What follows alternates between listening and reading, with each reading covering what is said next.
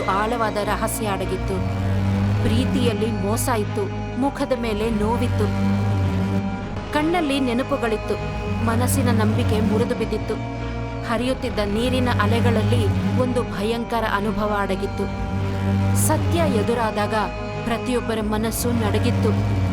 ದ್ವೇಷ ಮತ್ತು ಪ್ರೀತಿಯಲ್ಲಿ ಗೆದ್ದಿದ್ದು ಮಾತ್ರ ನಿಜವಾದ ನಂಬಿಕೆ. ಸೋನಿಯಾ ತನ್ನ ಮಂಚದ ಮೇಲೆ ಕೂತಿದ್ದಾಳೆ. ಅವಳು ಬೇಜಾರಾಗಿ ಯೋಚನೆಯಲ್ಲಿ ಮುಳುಗಿದಾಳೆ. ಅವಳ ಕಣ್ಣುಗಳ ಸುತ್ತ ಡಾರ್ಕ್ ಸರ್ಕಲ್ಸ್ ಆಗಿದೆ. ಆದರೆ ಅವಳ ಕಣ್ಣಲ್ಲಿ ಕಣ್ಣೀರಿಲ್ಲ. ಅವಳೇನು ಮಾತಾಡ್ತಿಲ್ಲ. ಆಗ ಅವಳ ಫೋನ್ ರಿಂಗ್ ಆಗುತ್ತೆ. ಅವಳು ತನ್ನ ಎಡಗೈಯಿಂದ ಕಾಲ್ ತಗೋತಾಳೆ. ಇದು ಅವಳ ಡಾಕ್ಟರಿಂದ ಬಂದ ಕಾಲ್. ಹಲೋ, ಏನ್ ಮಾಡ್ತಾ ಇದೀಯ ಸೋನಿಯಾ? ಏನಿಲ್ಲ, ಹೀಗೆ ಸುಮ್ಮನೆ ಕೂತಿದ್ದೆ. ನೀನು ಮಾತ್ರೆ ತಗೊಂಡ್ಯಾ? ಈಗ ತಗೋತೀನಿ. ಸರಿ, ನಾನು ನಿಂಗೆ ಸಜೆಸ್ಟ್ ಮಾಡೋದಿಷ್ಟೇ, ನೀನು ಲೈಫಲ್ಲಿ ಮುಂದೆ ಹೋಗ್ಬೇಕು. ಸರಿ, ನಾನು ನಿಂಗೆ ಸಂಜೆ ಫೋನ್ ಮಾಡ್ತೀನಿ. ಸೋನಿಯಾ ಕಾಲ್ ಕಟ್ ಮಾಡ್ತಾಳೆ. ಅವಳು ಮಂಚದಿಂದ ಇಳಿತಾಳೆ. ಆಗ ಅವಳಿಗೆ ಗೊತ್ತಾಗತ್ತೆ ಅವಳ ಇನ್ನೊಂದು ಕೈ ಇಲ್ವೇ ಇಲ್ಲ. ಅವಳ ಬಲಗೈ ಮೊಣಕೈಯಿಂದ ಮೇಲೆವರೆಗೆ ಕಟ್ಟಾಗಿದೆ. ಅವಳು ಟೇಬಲ್ ಹತ್ರ ಹೋಗ್ತಾಳೆ. ತನ್ನ ಮಾತ್ರೆಗಳನ್ನ ತಗೋತಾಳೆ. ಎದುರುಗಿದ್ದ ಕಿಟಕಿಯಿಂದ ಮಕ್ಕಳು ಆಟಾಡ್ತಿರೋದು ಅವಳಿಗೆ ಕಾಣಿಸ್ತಿರುತ್ತೆ. ಆ ದೃಶ್ಯ ನೋಡಿ ಅವಳ ಕಣ್ಣಿಂದ ಕಣ್ಣೀರು ಸುರಿಯುತ್ತೆ. ಕೆಲವು ತಿಂಗಳುಗಳ ಹಿಂದೆ ಸೋನಿಯಾ ಮತ್ತೆ ಗರ್ವಿತ್ ನೆಲದ ಮೇಲೆ ಕೂತ್ಕೊಂಡು ಮಾತಾಡ್ತಾ ಇರ್ತಾರೆ. ಈಗ ಮುಂದೆ ಏನ್ ಪ್ಲಾನ್ ಮಾಡಿದ್ಯಾ? ಇನ್ನೇನು, ಮದುವೆ ಅಷ್ಟೇ. ನಿಜವಾಗ್ಲೂ? ಹಾಗಾದ್ರೆ ಯಾವಾಗ ಮದ್ವೆ ಮಾಡ್ಕೊಳ್ಳೋದು? ಆಗ ಗರ್ವಿತ್ ತನ್ನ ಪಾಕೆಟ್ ಇಂದ ಒಂದು ಉಂಗುರ ತೆಗಿತಾನೆ. ಅದನ್ನ ಸೋನಿಯಾಗೆ ಕೊಡ್ತಾನೆ. ಅದನ್ನ ನೋಡಿದ ತಕ್ಷಣ ಸೋನಿಯಾಗೆ ಖುಷಿ ಆಗುತ್ತೆ. ಮುಂದೊಂದ್ ದಿನ ಗರ್ವಿತ್ ಮರಣ ಹೊಂದಿದಾಗ ಸೋನಿಯಾ ನದಿ ಹತ್ರ ನಿಂತಿರ್ತಾಳೆ. ಮತ್ತೆ ನೀರಿನ ಮೇಲ್ಭಾಗದಲ್ಲಿ ರಕ್ತ ಹರಿತಿರೋದು ಕಾಣುತ್ತೆ. ಅದನ್ನ ನೋಡಿ ಅವಳು ಗಾಬರಿಯಿಂದ ಆ ಕಡೆ ಓಡಿ ಹೋಗ್ತಾಳೆ. ಗರ್ವಿತ್ನ ಹುಡ್ಕೋದಕ್ಕೆ ತುಂಬಾ ಪ್ರಯತ್ನ ಮಾಡ್ತಾಳೆ. ಗರ್ವಿತ್, ಗರ್ವಿತ್, ಗರ್ವಿತ್, ಗರ್ವಿತ್. ಅಷ್ಟೊತ್ತಿಗೆ ನೀರಿನೊಳಗಿಂದ ಆ ಪ್ರಾಣಿ ಮತ್ತೆ ಹೊರಗೆ ಬರುತ್ತೆ.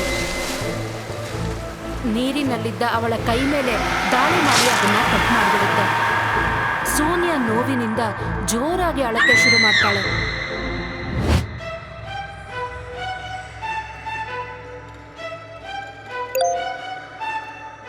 ನಿಂಗೆ ಗೊತ್ತಾಯ್ತಾ, ಆ ನದಿಲಿ ಇವತ್ತು ಬೆಳಗ್ಗೆ ಇನ್ನೊಂದು ಸಾವಾಗಿದೆ.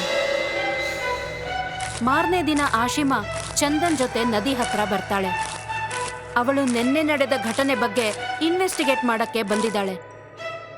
ಅವಳು ಸುತ್ತಮುತ್ತ ಎಲ್ಲ ಗಮನ ಇಟ್ಟು ನೋಡ್ತಾಳೆ. ಅಲ್ಲಿ ನೆಲದ ಮೇಲೆ ಒಂದು ಗುರುತು ಕಾಣುತ್ತೆ. ಅದು ಯಾರನ್ನೋ ಒದ್ದೆಯಾದ ಮಣ್ಣಿನ ಮೇಲೆ ಎಳ್ಕೊಂಡು ಹೋದಾಗಿರುತ್ತೆ. ಸ್ವಲ್ಪ ದೂರದಲ್ಲೇ ಮರದ ಮೇಲೆ ಸಿಕ್ಕಾಕೊಂಡಿದ್ದ ಒಂದು ಬಟ್ಟೆ ಅವಳಿಗೆ ಸಿಗತ್ತೆ. ಈ ಗುರುತು ನೋಡಿದ್ರೆ ಯಾವುದೋ ದೊಡ್ಡ ಪ್ರಾಣಿದು ಅನ್ಸುತ್ತೆ. ಇದ್ಯಾವುದೋ ಮೊಸಳೆ ಅಥವಾ ಯಾವುದೋ ದೊಡ್ಡ ಬೇಟೆಗಾರ ಪ್ರಾಣಿ ಇರಬೇಕು. ಮೇಡಮ್, ನಾನು ಮುಂಚೆನೆ ಹೇಳಿದ್ದೆ, ಇಲ್ಲಿ ಯಾವುದೇ ಪ್ರಾಣಿ ಇರೋದಿಲ್ಲ. ಇಲ್ಲಿ ಬರೀ ಅದಿರುತ್ತಷ್ಟೇ. ನೀವು ಎಷ್ಟು ಹತ್ರ ಹೋಗ್ತಿರೋ ಅಷ್ಟು ಅಪಾಯ ಹೆಚ್ಚಾಗುತ್ತೆ. ಚಂದನ್, ನಂಗೆ ಆ ಬಟ್ಟೆ ಪೀಸ್ ಕಾಣಿಸ್ತಿದೆ. ಅದು ಯಾವುದೋ ಬೇಟೆಗಾರಂದಾಗಿರ್ಬೇಕು. ನಾವು ಈ ಪೂರ್ತಿ ಏರಿಯಾನ ಸೀಲ್ ಮಾಡಬೇಕು. ಸೀಲ್ ಮಾಡೋದ್ರಿಂದ ಏನಾಗುತ್ತೆ? ನೀವು ಈ ನೀರನ್ನ ಅಷ್ಟು ಖಾಲಿ ಮಾಡೋಕ್ಕಾಗುತ್ತಾ? ಆಶಿಮಾ ಚಂದನ್ನ ಸ್ಟ್ರಿಕ್ಟ್ ಆಗಿ ನೋಡ್ತಾಳೆ. ಅವಳು ಆ ಬಟ್ಟೆ ತುಂಡನ್ನ ಒಂದು ಪ್ಲಾಸ್ಟಿಕ್ ಬ್ಯಾಗಲ್ಲಿ ಸಾಕ್ಷಿಯಾಗಿ ಹಾಕುತ್ತಾಳೆ. ಮತ್ತಲ್ಲಿಂದ ಹೊರಟೋಗ್ತಾಳೆ. ಅದೇ ರಾತ್ರಿ ಸೋನಿಯಾ ತನ್ನ ಮನೆಯಲ್ಲಿ ಅಡಿಗೆ ಮಾಡಕ್ಕೆ ಪ್ರಯತ್ನ ಮಾಡ್ತಿದ್ದಾಳೆ. ಒಂದು ಕೈ ಇಲ್ದೇ ಇರೋ ಕಾರಣಕ್ಕೆ ಅವಳಿಗೆ ಕಷ್ಟ ಆಗ್ತಾ ಇದೆ. ಅವಳು ಉಪ್ಪಿನ ಡಬ್ಬಿ ತೆಗಿತಾಳೆ. ಆದರೆ ಅದು ಕೈಯಿಂದ ಜಾರಿ ನೆಲದ ಮೇಲೆ ಬಿದ್ದೋಗುತ್ತೆ. ಅವಳು ಅದನ್ನ ಕ್ಲೀನ್ ಮಾಡಕ್ಕೆ ಬಗ್ತಾಳೆ. ಆಗ ಅವಳ ಅಸಹಾಯಕತೆನ ಅರ್ಥ ಮಾಡ್ಕೋತಾಳೆ. ಅವಳು ಅಲ್ಲೇ ಕೂತ್ಕೊಂಡು ಅಳಕ್ಕೆ ಶುರು ಮಾಡ್ತಾಳೆ. ಸ್ವಲ್ಪ ಹೊತ್ತಾದ್ಮೇಲೆ ತನ್ನನ್ನ ತಾನು ಸಮಾಧಾನ ಮಾಡ್ಕೋತಾಳೆ. ಎದ್ದು ನೆಲ ಕ್ಲೀನ್ ಮಾಡಿ ಕೈ ತೊಳ್ಕೊಂಡು ನಲ್ಲಿ ನಿಲ್ಲಿಸ್ತಾಳೆ. ಆದ್ರೆ ನಲ್ಲಿಯಿಂದ ಇನ್ನೂ ನೀರಿನ ಹನಿಗಳು ಬೀಳ್ತಾನೆ ಇದೆ. ಇದ್ದಕ್ಕಿದ್ದಂಗೆ ನಲ್ಲಿ ತಾನಾಗೆ ತಾನೇ ಜೋರಾಗಿ ನೀರು ಹರಿಯಕ್ಕೆ ಶುರುವಾಗುತ್ತೆ. ಸೋನಿಯಾ ಹೆದರ್ಕೊಂಡು ಅಲ್ಲಿಂದ ಓಡ್ ಹೋಗ್ತಾಳೆ. ಆದ್ರೆ ಹೊಸಲಿಗೆ ಎಡವಿ ಕೆಳಗೆ ಬಿದ್ದು ಹೋಗ್ತಾಳೆ. ಮತ್ತೆ ಅಳ್ತಾನೆ ತಲೆ ಎತ್ತಿ ನೋಡ್ತಾಳೆ. ನಿಂಗೆ ನನ್ನಿಂದ ಏನ್ ಬೇಕು? ನನ್ನನ್ನ ಯಾಕೆ ಸಾಯಿಸ್ಬಾರ್ದು ನೀನು? ಹಿಂದೆ ನಲ್ಲಿಯಿಂದ ನೀರು ಜೋರಾಗಿ ಹರಿತಾನೆ ಇರುತ್ತೆ. ಮತ್ತೆ ಸೋನಿಯಾ ಇಲ್ಲಿ ಅಳ್ತಾ ಇರ್ತಾಳೆ. ಮಾರನೇ ದಿನ ಆಸಿಮಾ ಒಬ್ಬಳೆ ಪೊಲೀಸ್ ಸ್ಟೇಷನ್ಗೆ ಬರ್ತಾಳೆ. ಅವಳು ಅಲ್ಮಾರಿ ಖಾಲಿ ಮಾಡಿ ಫೈಲ್ಸ್ ನೋಡ್ತಾ ಇರ್ತಾಳೆ. ನಡೀತಿರೋ ಘಟನೆಗಳ ಬಗ್ಗೆ ಏನಾದ್ರೂ ತಿಳ್ಕೊಳ್ಳಕ್ಕೆ ಟ್ರೈ ಮಾಡ್ತಾಳೆ. ಅವಳು ಅದರಲ್ಲೂ ಆ ನದಿ ಬಗ್ಗೆ ಹೆಚ್ಚಿನ ವಿವರ ತಿಳ್ಕೊಳ್ಳಕ್ಕೆ ನೋಡ್ತಿರ್ತಾಳೆ. ಆಗ ಅವಳಿಗೆ 17 ವರ್ಷ ಹಳೆಯದ ಒಂದು ರಿಪೋರ್ಟ್ ಸಿಗತ್ತೆ. ಅದರಲ್ಲಿ ಸಾವಿತ್ರಿ ಅನ್ನೋ ಒಬ್ಬ ಹೆಂಗಸಿನ ಬಗ್ಗೆ ವಿವರ ಸಿಗತ್ತೆ. ಅವಳನ್ನ ಹಳ್ಳಿಯವರೆಲ್ಲ ಮಾಟಗಾತಿ ಅಂತ ನದಿಯಲ್ಲಿ ಮುಳುಗಿಸಿ ಕೊಂದಿರ್ತಾರೆ.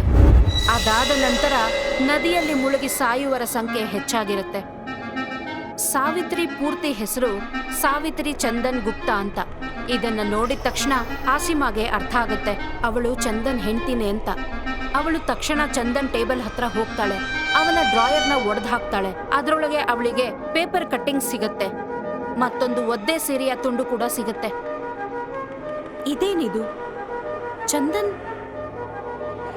ಅವಳು ಇದನ್ನೆಲ್ಲ ನೋಡ್ತಿರುವಾಗ್ಲೇ ಅವಳಿಗೊಂದು ಶಬ್ದ ಕೇಳಿಸತ್ತೆ.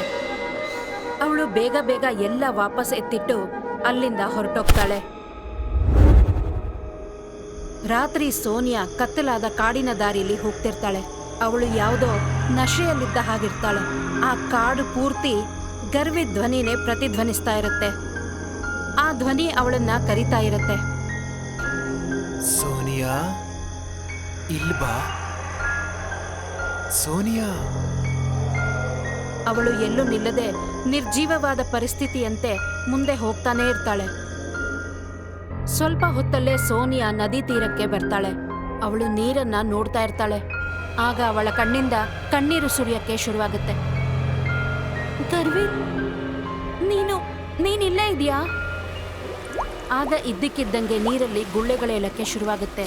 ಮತ್ತೆ ಕೆಲವೇ ಕ್ಷಣಗಳಲ್ಲಿ ಭಯಂಕರವಾದ ಕೆಟ್ಟದಾದ ಮುಖ ಇರೋ ಹೆಂಗಸು ಆ ನೀರಿಂದ ಏಳ್ತಾಳೆ. ಸೋನಿಯಾ ಹೆದರ್ಕೊಳ್ಳಲ್ಲ. ಆ ಪ್ರಾಣಿ ಪ್ರಭಾವದಿಂದಾನೇ ಅವಳನ್ನ ಹೀಗೆ ನೋಡ್ತಿದ್ದಾಳೇನೋ ಅನ್ಸುತ್ತೆ. ಮತ್ತವಳಿಗೆ ಆ ಆಕೃತಿ ಗರ್ವಿತ್ ರೀತಿ ಕಾಣಿಸುತ್ತೆ. ಅವಳು ನಿಧಾನವಾಗಿ ತನ್ನ ಕೈಯನ್ನ ನೀರಿನ ಕಡೆ ಚಾಚ್ತಾಳೆ. ನನ್ನ ನಿನ್ ಜೊತೆ ಕರ್ಕೊಂಡು ಹೋಗು, ನಂಗಿನ್ನೂ ಸಹಿಸ್ಕೊಳಕ್ಕಾಗಲ್ಲ. ಆಗ ಇದ್ದಕ್ಕಿದ್ದಂಗೆ ಒಂದು ಬೆಳಕು ಆ ಪ್ರಾಣಿ ಮೇಲೆ ಬೀಳುತ್ತೆ. ಅದು ಟಾರ್ಚ್ ಬೆಳಕಾಗಿರುತ್ತೆ. ಮರದ ಪೊದೆಗಳಿಂದ ಆಶಿಮಾ ಹೊರಗಡೆ ಬರ್ತಾಳೆ. ಅವಳ ಕೈಯಲ್ಲಿ ಗನ್ ಇರುತ್ತೆ. ಅವಳು ಜೋರಾಗಿ ಉಸಿರಾಡ್ತಾ ಇರ್ತಾಳೆ. ಸೋನಿಯಾ, ಹಿಂದೆ ಬಾ, ಇದು ಅವನಲ್ಲ. ಆ ಪ್ರಾಣಿ ತನ್ನ ನಿಜವಾದ ರೂಪಕ್ಕೆ ಬರುತ್ತೆ ಮತ್ತೆ ಜೋರಾಗಿ ಕಿರ್ಚುತ್ತೆ. ಆ ಆಕೃತಿ ಬೇಗ ನೀರಿನೊಳಗೆ ಮುಳುಗೋಗುತ್ತೆ. ಆಗ ಸೋನಿಯಾ ಅದರ ಪ್ರಭಾವದಿಂದ ಹೊರಬರ್ತಾಳೆ ಮತ್ತೆ ಕೆಳಗೆ ಬಿದ್ದು ಹೋಗ್ತಾಳೆ. ಆಶಿಮಾ ತಕ್ಷಣ ಅವಳ ಹತ್ರ ಓಡಿ ಬಂದು ಅವಳನ್ನ ಹಿಡ್ಕೋತಾಳೆ. ಅಲ್ಲಿದ್ದಿದ್ದು ಗರ್ವಿತ್ತೆ, ಅವನು ನನ್ನ ಕರೀತಾ ಇದ್ದ. ಇಲ್ಲ ಸೋನಿಯಾ, ಅವಳು ನಿಂಗೆ ಮೋಸ ಮಾಡ್ತಾ ಇದ್ದಾಳೆ. ಅವಳೊಬ್ಳು ಬೇಟೆಗಾತಿ. ಅವಳು ನಿನ್ನ ಪ್ರೀತಿನ ಉಪಯೋಗಿಸ್ಕೋತಾ ಇದ್ದಾಳೆ. ಅದರ ಮಧ್ಯ ಅವರಿಗೆ ಹಿಂದಿನಿಂದ ಚಪ್ಪಾಳೆ ಶಬ್ದ ಕೇಳಿಸುತ್ತೆ. ಅವರು ತಿರುಗಿ ನೋಡಿದಾಗ ಮರದ ಹಿಂದಿನಿಂದ ಒಂದು ಪರಿಚಯದ ಮುಖ ಹೊರಗೆ ಬರುತ್ತೆ. ಅದು ಬೇರೆ ಯಾರು ಅಲ್ಲ, ಆದ್ರೆ ಚಂದನ್ ಆಗಿರ್ತಾನೆ. ತುಂಬಾ ಧೈರ್ಯವಂತರು ಮೇಡಮ್, ಆದ್ರೆ ನೀವು ತುಂಬಾ ಲೇಟ್ ಆಗಿ ಬಂದಿದ್ದೀರಾ. ಇವತ್ತು ರಾತ್ರಿ ಅವಳು ತುಂಬಾ ಹಸ್ಕೊಂಡಿರ್ತಾಳೆ. ಚಂದನ್, ಏನಿದೆಲ್ಲ? ನೀನು ನಿನ್ನ ಮಗನ ಸಾವನ್ನೇ ಉಪಯೋಗಿಸ್ಕೊತಿದೀಯಾ? ನನ್ನ ಮಗ ಸತ್ತಿಲ್ಲ, ಅವನು ಅವಳು ಒಳಗಡೆ ಇದ್ದಾನೆ. ಪಂಡುಬಿ ಯಾರನ್ನಾದ್ರೂ ತಿಂದ್ರೆ ಅವರು ಅವಳ ಶರೀರದ ಭಾಗವಾಗ್ತಾರೆ. ನನ್ನ ಮಗ ಈಗ ಅಮರನಾಗಿದ್ದಾನೆ, ಮತ್ತೆ ಈಗ ಗರ್ವಿತ್ ಕೂಡ ಅವಳ ಭಾಗ ಆಗಿದ್ದಾನೆ. ನಾನು ಅವಳಿಗೆ ಊಟ ಮಾಡಿಸ್ತೀನಿ, ಅದರಿಂದ ಅವಳು ಖುಷಿಯಾಗಿರ್ಲಿ ಅಂತ. ಆಶಿಮಾ ತಕ್ಷಣ ಎದ್ದೇಳ್ತಾಳೆ ಮತ್ತೆ ಚಂದನ್ ಕಡೆ ಗನ್ ಗುರಿ ಮಾಡ್ತಾಳೆ. ನೀನು ಹುಚ್ಚ ಆಗೋಗಿದ್ಯಾ? ನೀನು ಮನುಷ್ಯರನ್ನ ಕೊಲ್ತಾ ಇದೀಯಾ? ಅದು ಒಂದು ಭ್ರಮೆಗೋಸ್ಕರ? ನೀನ್ ಈಗ್ಲೇ ನನ್ ಜೊತೆ ಬರ್ಬೇಕು. ನಾನಿಲ್ಲಿಂದ ಎಲ್ಲೂ ಹೋಗಲ್ಲ, ಆದ್ರೆ ನೀವಿಬ್ರು ಖಂಡಿತ ಹೋಗ್ತೀರಾ ನೀರಿನ ಒಳಗಡೆ. ಚಂದನ್ ತಕ್ಷಣ ಬಗ್ತಾನೆ. ನೆಲದ ಮೇಲಿದ್ದ ಒಂದು ಹಗ್ಗನ ಜೋರಾಗಿ ಎಳಿತಾನೆ. ಅದರಿಂದ ಒಂದು ಹಳ್ಳ ಓಪನ್ ಆಗುತ್ತೆ. ಆಶಿಮಾ ಅದರೊಳಗೆ ಬಿದ್ದು ಹೋಗ್ತಾಳೆ.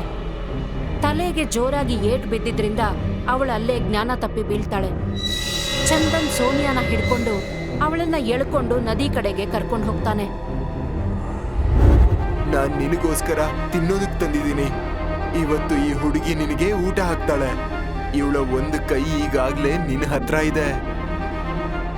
ಸೋನಿಯಾ ಆ ಪ್ರಾಣಿ ಕಡೆ ನೋಡ್ತಾಳೆ. ಅವಳು ತುಂಬಾ ಭಯಂಕರ ಮತ್ತೆ ಅಪಾಯಕಾರಿಯಾಗಿ ಕಾಣ್ತಿದ್ದಾಳೆ. ಆದ್ರೆ ಆಗ್ಲೇ ಏನೋ ಬದ್ಲಾಗ್ಬಿಡುತ್ತೆ. ಸೋನಿಯಾ ಬದ್ಲಿಗೆ ಅವಳು ಚಂದನ್ ಕುತ್ತಿಗೆ ಹಿಡಿತಾಳೆ. ಸಾವಿತ್ರಿ, ನಾನು ನಿನ್ನ ಗಂಡ. ನಾನ್ ನಿಂಗೆ ಸಹಾಯ ಮಾಡ್ತಿದ್ದೀನಿ, ಬಿಡು ನನ್ನ. ಆ ಪ್ರಾಣಿ ಚಂದನ್ನ ನೀರಿನೊಳಗೆ ಎಳ್ಕೊಂಡು ಹೋಗ್ತಾಳೆ. ಪಾಪಿ, ನನ್ನ ಮಾಟಗಾತಿ ಅಂತ ಹೇಳಿ ನನ್ನ ಕೊಲ್ಲೋ ಐಡಿಯಾ ನಿಂದೇ ಆಗಿತ್ತು.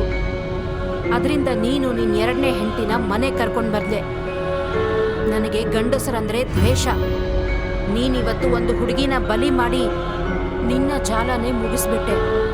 ಇವತ್ತು ರಾತ್ರಿ ನಿನ್ನ ಪರಿಣಾಮದ ಸಮಯ.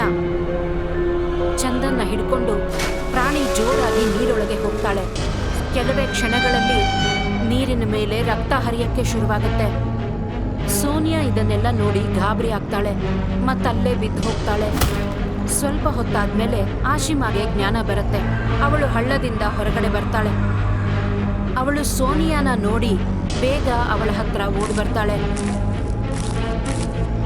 ಅವನು ಸತ್ತೋದ, ಮತ್ತ ಪ್ರಾಣಿ ಕೂಡ. ಅವಳು ಯಾವತ್ತೂ ಹೋಗಲ್ಲ. ಅವಳು ಕಾಯ್ತಾನೆ ಇರ್ತಾಳೆ. ಬೇರೆ ಯಾರಾದ್ರೂ ಮನುಷ್ಯರು ಅವರ ದುಃಖ ಮತ್ತೆ ದ್ವೇಷದಿಂದ ಅವಳನ್ನ ವಾಪಸ್ ಕರೆಯೋವರೆಗೂ. ಸೋನಿಯಾ ತನ್ನ ಕಟ್ಟಾಗಿದ್ದ ಕೈ ಕಡೆ ನೋಡ್ತಾಳೆ. ಈಗ ಮೊದಲನೇ ಸಲ ಅವಳಿಗೆ ಅದನ್ನ ನೋಡಿ ಟೆನ್ಷನ್ ಆಗಲ್ಲ. ಗರ್ವಿತ್ ನಂಗೆ ಮೋಸ ಮಾಡಿದ್ದ. ಅವನನ್ನ ಚಂದನ್ನ ಇಲ್ಲಿ ಕಳಿಸಿದ್ದು. ಅವನು ನನ್ನ ನೀರಲ್ಲಿ ಹಾಕಿ ಸಾಯಿಸ್ಬೇಕು ಅನ್ಕೊಂಡಿದ್ದ.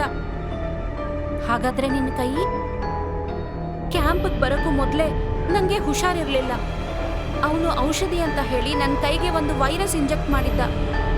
ಆ ಕೈ ಏನಾದ್ರೂ ನನ್ನ ದೇಹದಿಂದ ಬೇರೆ ಮಾಡದೆ ಹೋಗಿದ್ರೆ ಇವತ್ತು ನಾನು ಪೂರ್ತಿಯಾಗಿ ಪ್ಯಾರಲೈಸ್ ಆಗ್ಬಿಡ್ತಾ ಇದ್ದೆ. ಆದ್ರೆ ಇದೆಲ್ಲ ನಿಂಗೆ ಹೇಗ್ ಗೊತ್ತಾಯ್ತು? ಈ ಸಾವಿತ್ರಿ ಆತ್ಮನೇ ಅವತ್ತು ನನ್ನ ಜೊತೆ ಮಾತಾಡಿತ್ತು. ಅವಳು ನಂಗೆ ಹೇಳಿದ್ಲು, ಅವಳ ಆತ್ಮ ಈ ನದಿಯೊಳಗೆ ಬಂದಿಯಾಗಿದೆ. ಅದಕ್ಕೆ ನಾನೊಂದು ಆಟ ಆಡ್ಬೇಕಾಗಿತ್ತು, ಚಂದನ್ನ ಇಲ್ಲಿಗೆ ಕರ್ಕೊಂಡ್ ಬರೋದಕ್ಕೆ. ಅವರಿಷ್ಟು ಮಾತಾಡೋ ಹೊತ್ತಿಗೆ ಸೂರ್ಯ ಹುಟ್ಟುತ್ತಾನೆ.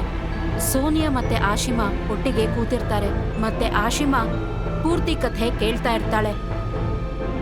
ನೀನು ಸಿಟಿಗೆ ವಾಪಸ್ ಹೋಗ್ಬೇಕು. ಈಗಿಲ್ಲೇನು ಉಳಿದಿಲ್ಲ. ಹೌದು, ನನ್ನ ಜೀವನ ಮತ್ತೆ ಶುರು ಮಾಡಬೇಕು ನನಗೋಸ್ಕರ. ಆಶಿಮಾ ಸೋನಿಯಾ ಕೈ ಹಿಡ್ಕೊಂಡು ಅವಳಿಗೆ ಎದ್ದೇಳಕ್ಕೆ ಹೆಲ್ಪ್ ಮಾಡ್ತಾಳೆ. ಆಮೇಲೆ ಇಬ್ರು ಅಲ್ಲಿಂದ ಹೊರಡ್ತಾರೆ. ಅವರಿಬ್ರು ಹೋಗ್ತಿರುವಾಗ ನೀರಲ್ಲಿ ಮತ್ತೆ ಇದ್ದಕ್ಕಿದ್ದಂಗೆ ಗುಳ್ಳೆಗಳು ಏಳುತ್ತೆ.